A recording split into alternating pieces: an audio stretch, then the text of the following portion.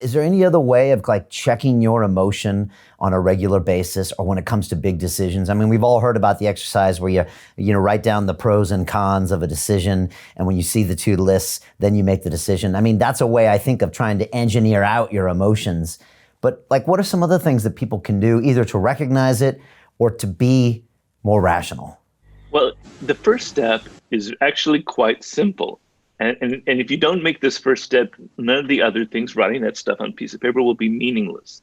The first step is to understand that you are not rational, that emotions are infecting your decisions. So if you have a strategy, a plan for your company to make more money or for yourself in your career, the first thing you have to do is you have to realize that 90% of what has gone into your decision is emotional, that you're basing it on wishes, on what you hope will be the truth, and that you're finding evidence to confirm that, confirmation bias.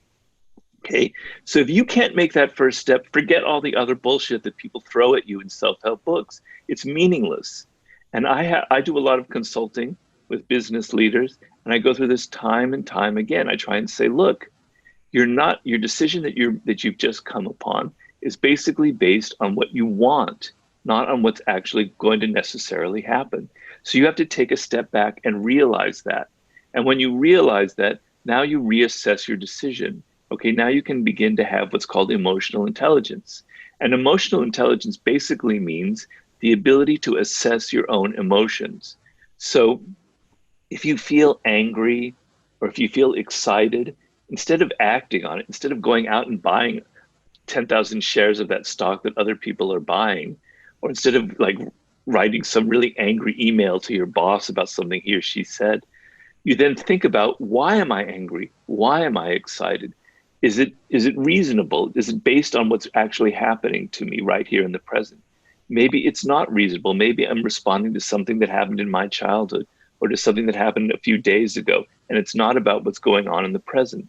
So the ability to step back and analyze your own emotional responses is actually a critical life skill.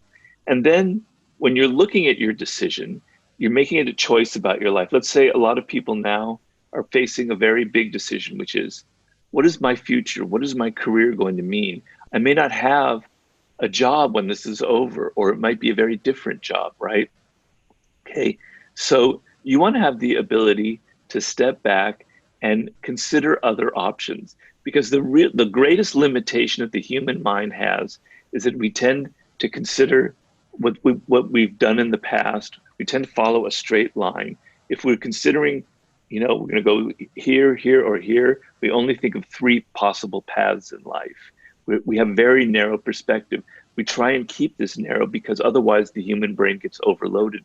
You want to be able to expand your choices. You want to be able, instead of just thinking of A, B, and C, you want to think of D, E, and F, and G. You want to think, are there other things I could be doing? Are there other possibilities out there?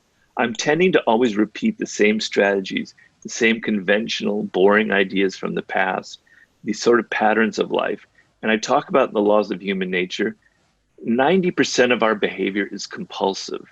We repeat the same patterns of behavior, the same strategies over and over and over again. It's the animal part of our nature.